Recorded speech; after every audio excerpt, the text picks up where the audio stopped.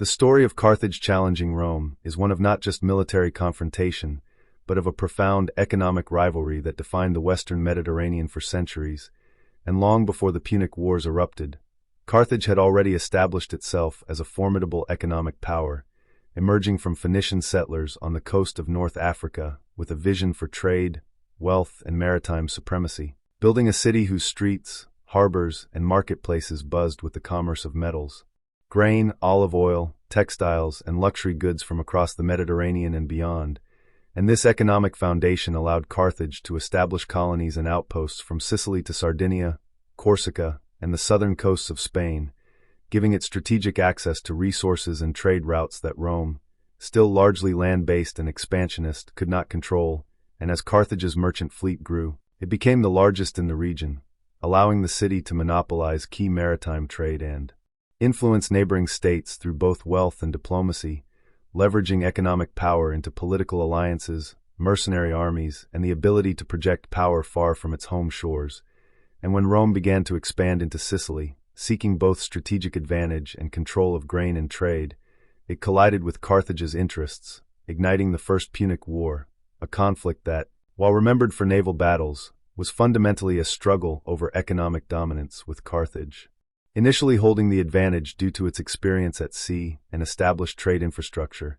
Yet Rome adapted rapidly, constructing fleets, innovating technologies like the corvus to board enemy ships, and integrating its economy into military logistics, showing that economic resources directly translated into the ability to wage war. And although Carthage eventually ceded Sicily and paid reparations, it shifted focus to Iberia, where silver mines, fertile lands, and control of trade hubs allowed it to rebuild wealth and support a new generation of military campaigns,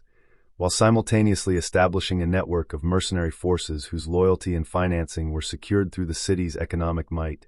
And it was from this environment of wealth, trade, and strategic planning that Hannibal Barca emerged, trained from a young age to understand the value of both money and logistics in warfare. And when he famously crossed the Alps to invade Italy, his campaign was not just a tactical masterpiece but an economic one, reliant on Carthage's ability to fund his army, supply it across hostile territory, and sustain prolonged operations far from home, while Rome, confronted with this extraordinary challenge, responded by reorganizing its economy to support extended campaigns, raising taxes, mobilizing citizens, and integrating financial management with military strategy, understanding that without economic infrastructure, even the largest armies could fail. And throughout the Second Punic War, Carthage consistently used economic pressure as a weapon, attempting to disrupt Roman supply lines, leveraging allies through trade incentives, and utilizing its control of Iberian resources to fund operations and influence regional politics. Yet Rome's resilience and ability to innovate economically eventually turned the tide, as Scipio Africanus targeted Carthage's economic base directly in Iberia and North Africa, capturing key cities, cutting off revenue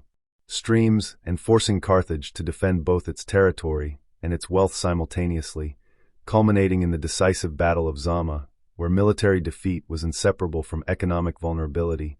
And after the war, Rome imposed harsh reparations, dismantled Carthage's fleet, and imposed limits on trade and expansion, effectively neutralizing the economic engine that had allowed Carthage to challenge Rome for centuries,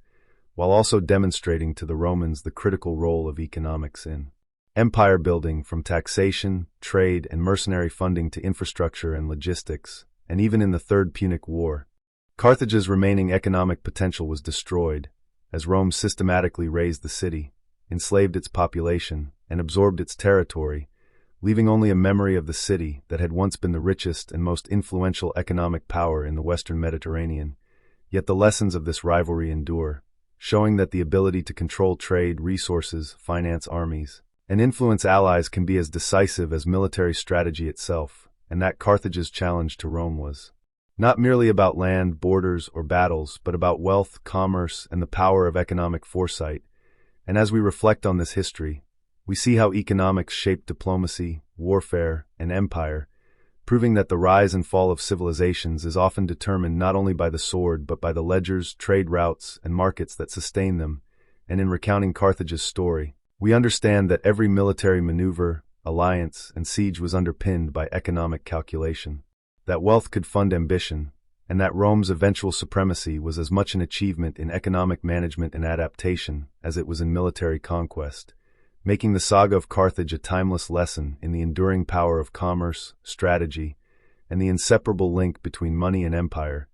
demonstrating that control over resources, trade, and economic influence can challenge even the most ambitious state, and that the story of Carthage and Rome remains a testament to the fundamental role of economics in shaping the course of history, from the bustling harbors of Carthage to the strategic campaigns of Hannibal,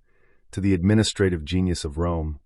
all underscoring the truth that wars are won not only by armies but by the ability to sustain, finance, and strategically deploy resources, and that the legacy of Carthage's economic challenge continues to resonate, showing us that wealth, trade, and economic strategy have always been central to the rise and fall of empires, a lesson that echoes from antiquity to the modern world, reminding us that power without economic foundation is fragile, and that the struggle between Carthage and Rome was as much a contest of commerce, finance, and strategy as it was of generals and legions,